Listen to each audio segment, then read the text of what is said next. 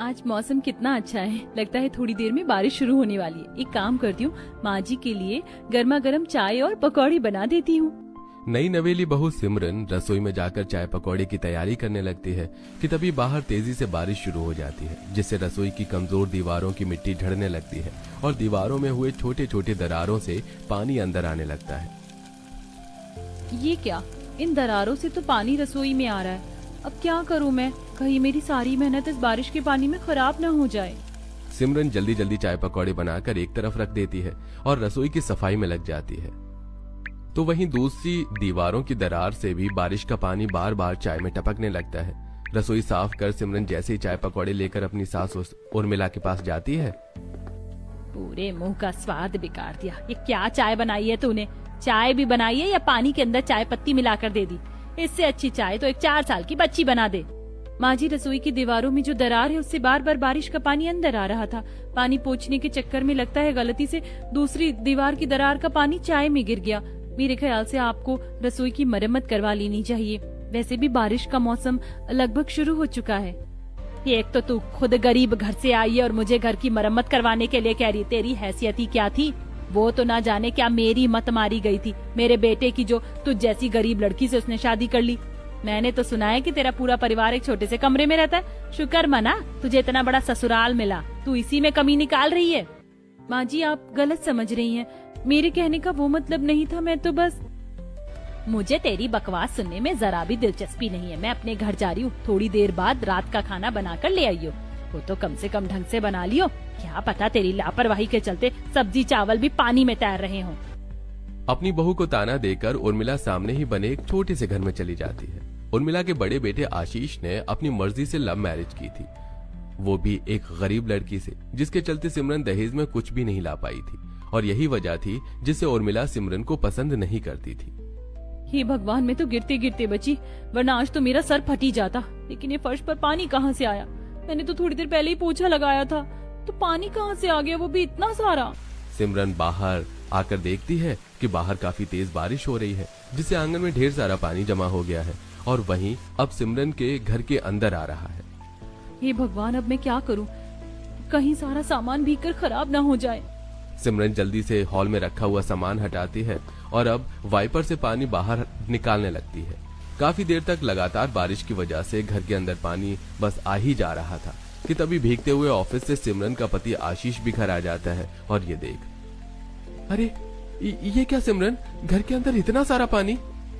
आप तो देख रहे हैं बाहर कितनी तेज बारिश हो रही है। पूरा आंगन पानी से भर गया है और अब सारा पानी घर के अंदर आ रहा है। 1 घंटे से पानी बाहर निकाल रही हूँ। अरे ऐसे घर के अंदर पानी भरता ही जाएगा और अगर कोई सामान वगैरह भीग गया तो और नुकसान। हमारे घर की चौखट काफी ज्यादा छोटी है, इसे बड़ा बनवाना पड़ेगा, वरना पूरे बारिश के मौसम में यही परेशानी होगी। शाम को इस बारे में माँ से बात करेंगे।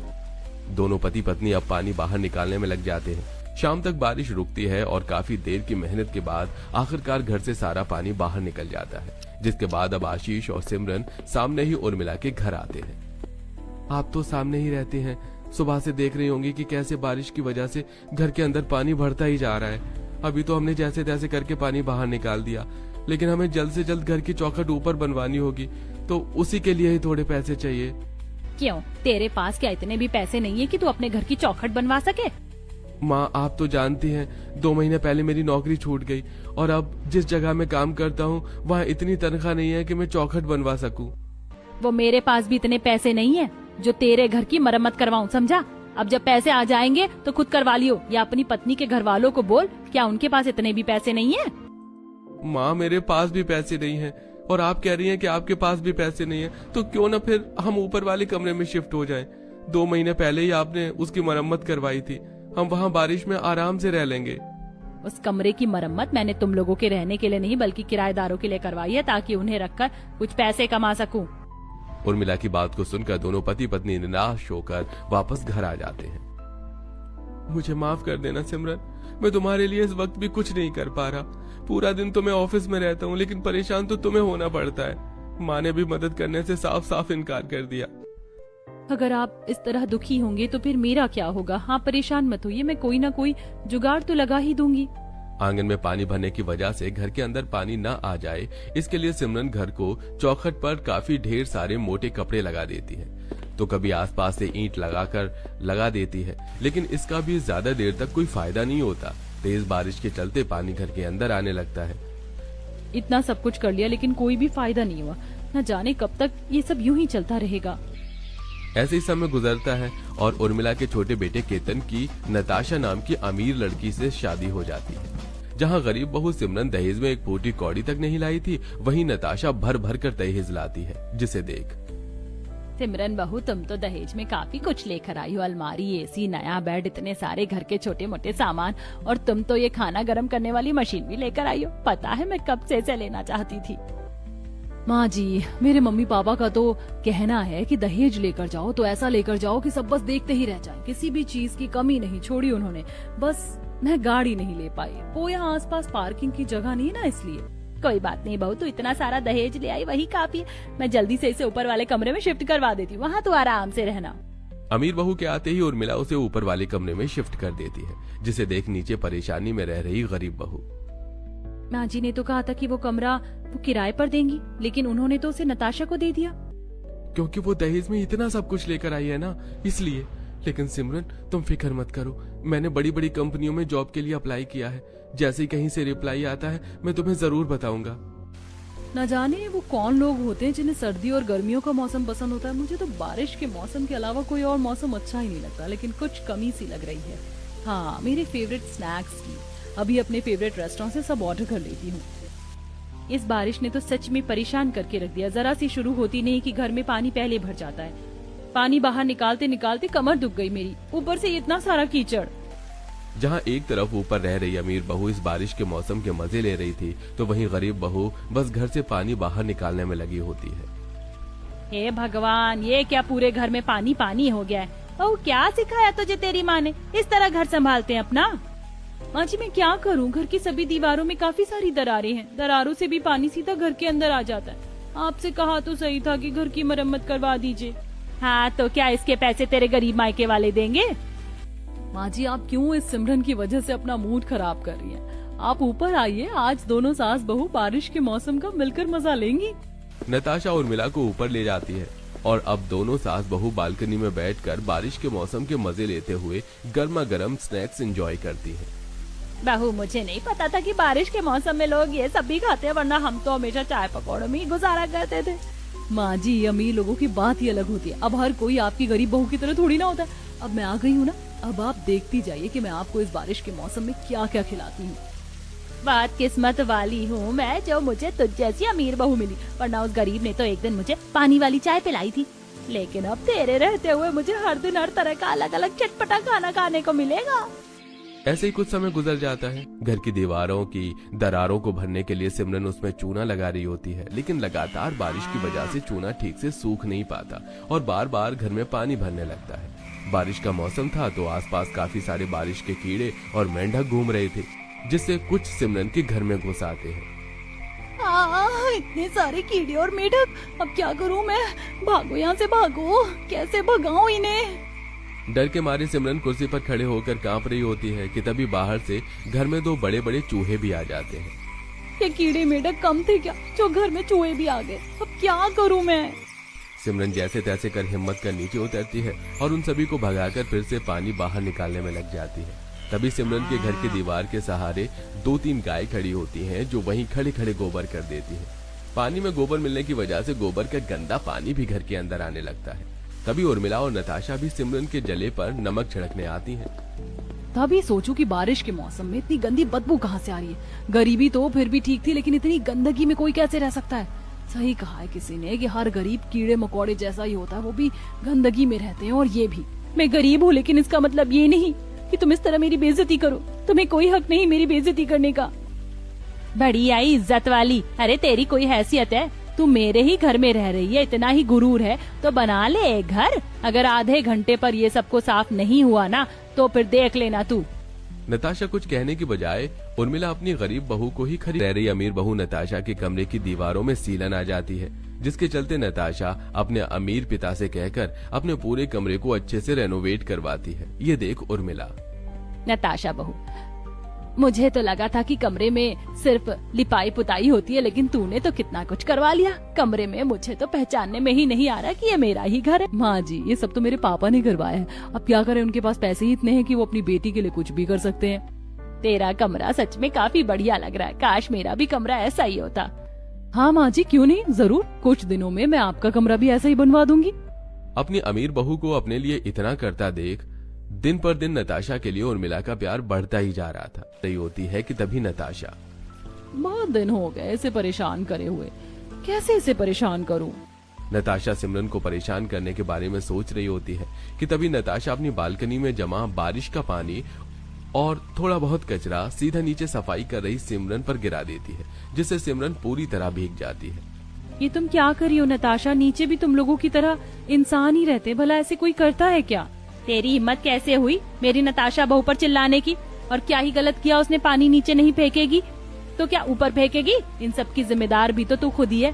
अगर तू भी अमीर घर से होती तो आज तुझे इस तरह रहना नहीं पड़ता। नताशा बहू को देखा, अरे उसने तो खुद ही बिना मुझसे बोले अपने कमरे को कितना अच्छा बनवा लिया। अब तो वो मेरा कमरा भी अपने कमरे जैसा ही बनवाने वाली है। माँ जी, मैं भले ही गरीब हूँ, लेकिन हूँ तो आपकी बहू ही ना। कोई सास अपनी बहू के साथ इस तरह कैसे कर सकती है? ये सतयुग नहीं है, कलयुग है, कलयुग। यहाँ जिसके पास पैसा है उसी की इज्जत है, समझी? जैसे जैसे दिन गुजर रहे थे, अब वैसे वैसे ये बारिश का मौसम भी गरीब बहू सिमरन पर अपना कहर ढाई जा रहा था। जहाँ एक तरफ अमीर बहू नताशा इस बारिश के मौसम के मजे ले रही थी, तो वहीं सिमरन और उसके पति की भी रातों की नींद अब छिन चुकी थी। आप सो जाइए ना, ठीक से नींद पूरी नहीं होगी तो कल काम कैसे करेंगे? तुम्हें अकेला छोड़कर मैं कैसे सो जाऊं? सिमरन, तुम पूरा दिन परेशान होती हो और रात में भी अपनी नींद खराब कर रही हो। मैं तुम्हारी मदद नहीं करूंगा तो और कौन करेगा? केतन देखो ना, बाहर बारिश हो रही है, चलो मिलकर कपल डांस करते हुए वीडियो बनाते हैं। नताशा, पूरा दिन तो तुम बारिश में भीगकर वीडियो ही बनाती रहती हो। अब रात में तो चैन से सो जाओ। इतनी अच्छी बारिश में किसी को कैसे नींद आती है? तुम सो जाओ, मैं तो चली वीडियो बनाने। एक तरफ गरीब बाल्टी भर भर के घर से पानी बाहर निकाल रही थी, तो वहीं दूसरी तरफ अमीर बारिश में भीगते हुए वीडियो बनाती है। इसी तरह कुछ और दिन गुजर जाते हैं। लगातार बारिश की वजह से जहां सिमरन के घर की दीवारें दिन पर दिन कमजोर हो रही थी, हर रोज सिमरन के घर में बारिश का पानी घुस जाता था, तो वहीं अब उर्मिला के घर का भी कुछ ऐसा ही हाल था। 4 महीने पहले ही तो घर की मरम्मत करवाई थी, लेकिन लगता है छत दोबारा से कमजोर हो गई। अब तो मेरे छत से भी पानी टपकने लग गया है। जहां अब कभी उर्मिला की छत टपकती तो कभी ऊंची चौखट होने के बावजूद भी तेज बारिश में उर्मिला के घर में पानी घुस आता है। अब इस कमर दर्द में कैसे पानी बाहर निकालूं? माँ जी, आप फिक्र मत करिए, आप यहाँ इस तरफ आ जाइए, मैं हूँ ना, मैं पानी बाहर निकाल दूंगी। अपने घर में पानी भरता हुआ देखकर भी सिमरन अपनी सास के घर से पानी बाहर निकालने में लगी होती है। माँ जी, मैंने पूरा पानी बाहर निकाल दिया और जमीन भी अच्छे से सुखा दी है। अब आप आराम कर सकती हैं। मैं अभी जाकर अब अपने घर से पानी निकाल लेती हूँ। तो क्या तूने मुझ पर कोई एहसान किया है पानी निकाल कर? ये सारे काम बहुओं के ही होते हैं। अब जा यहाँ से, मैं तो अपनी नताशा बहू को कहकर जल्द से जल्द अपने घर की मरम्मत करवा लूंगी। अपनी सास की ऐसी बातें सुनकर सिमरन को काफी बुरा लगता है, तो वहीं उर्मिला अपनी अमीर बहू नताशा के कमरे में जाती है। नताशा बहू, तूने कहा था कि तू अपने कमरे जैसे ही मेरा कमरा बनवा देगी। कब बनवाएगी बहू? आज पता है बारिश में कितना सारा पानी भर गया था, और तो और मेरी तो छत भी टपकने लग गई है। माँ जी, सिर्फ कुछ दिनों बाद फिर मैं बनवा दूंगी आपका कमरा। वो क्या है ना, आजकल डेली बारिश हो रही है और इतनी बारिश में मजदूर कैसे काम कर सकते हैं। जैसे कुछ दिनों में बारिश कम होगी तो बनवा दूंगी। इनका ही तो कमरा बनवाऊंगी मैं। मेरे पापा मुझे पैसे अपने खर्च के लिए देते हैं, ना कि इन लोगों के लिए। सपना ही देखेंगी ये कि मैं इनका कमरा बनवाऊंगी। एक तरफ जहां नताशा अपनी सास के मुंह पर अच्छा होने का दिखावा करती है, तो वहीं उसके पीठ पीछे उसकी ही बुराई करती। उर्मिला के घर की हालत काफी खराब हो चुकी थी, जिसके चलते अब उर्मिला अपना सारा सामान लिए अपनी अमीर बहू नताशा के कमरे में आ जाती है। अब तो मैं तेरे पास ही रहूंगी, तो खुश तो है ना? अब दोनों सास बहू बैठकर बारिश के मौसम के मजे लेंगे और तरह तरह की चीज खाएंगे। हाँ माँ जी, क्यों नहीं, मैं तो बहुत ज्यादा खुश हूँ। ये बुढ़िया तो दीमक की तरह चिपक गई है। अब तो ये मेरे ही कमरे में रहेगी, क्या करूँ मैं? नताशा न चाहते हुए भी अपनी सास को बर्दाश्त कर रही थी। सिमरन की हालत काफी खराब हो रही थी। उसका पूरा दिन पानी बाहर निकालने में ही बीत जाता। पूरा दिन बारिश के पानी में सिमरन के हाथ पैरों पर भी काफी सारे दाने निकल आए थे। जिससे आशीष से अब सिमरन की परेशानी देखी नहीं जाती और वो कई बड़ी बड़ी कंपनी में जाकर इंटरव्यू देता है और जल्दी अब आशीष की एक अच्छी कंपनी में नौकरी लग जाती है। सिमरन, मैंने कहा था ना कि जल्दी मेरी नौकरी लग जाएगी। देखो, मुझे मेरी ड्रीम कंपनी में नौकरी मिल गई है। अब हमें यहाँ रहने की कोई जरूरत नहीं है। हमारा नया घर 4थी मंजिल पर है, तो अब तुम्हें घर में पानी भी नहीं बाहर निकालना पड़ेगा। वहाँ तुम दिन भर बस आराम करना और बारिश के मौसम को एंजॉय करना। ये तो अच्छी बात है, लेकिन क्या माँ जी हमारे साथ नहीं चलेंगी? माँ अपनी अमीर बहू के साथ काफी खुश है, तो हम क्यों उन्हें परेशान करें। आशीष और सिमरन अपना सारा सामान पैक करते हैं और अपने नए घर में शिफ्ट हो जाते हैं। तो वहीं उर्मिला अभी भी अपनी बहू के कमरे में रह रही थी। नताशा बहू, तुम क्या कहीं बाहर जा रही हो? माँ जी, आज मैं बारबेक्यू खाने के लिए जा रही हूँ। सुनने में तो ये काफी स्वादिष्ट खाना लग रहा है। क्या मैं भी तुम्हारे साथ चलूं? मुझे भी ये खाना है। क्या मुसीबत है इस बुढ़िया की, जब देखो चुंबक की तरह मुझसे चिपकी रहती है। अब मना भी तो नहीं कर सकती। न चाहते हुए भी नताशा को अपनी सास के साथ बारबेक्यू खाने के लिए जाना पड़ता है। वहीं तेज बारिश के साथ आज काफी आंधी तूफान भी आता है और हल्के हल्के शहर में भूकंप के झटके भी महसूस किए जाते हैं। उर्मिला का 2 मंजिला का मकान ऊपर से तो काफी मजबूत था, लेकिन नीचे से काफी कमजोर हो चुका था, जिसके चलते अब भूकंप के झटकों की वजह से उर्मिला का 2 मंजिला का मकान टूटकर तिनके की तरह बिखर जाता है। और जब दोनों सास बहू रेस्टोरेंट से वापस आकर ये नजारा देखती हैं, ये भगवान, ये क्या हो गया बहू? हमारा घर कैसे टूट गया? अब हम कहाँ रहेंगे? मुझसे क्या कह रही है? आपका घर ही माचिस के डिब्बे जैसे था, जरा सी हवा क्या चली, गिर गया।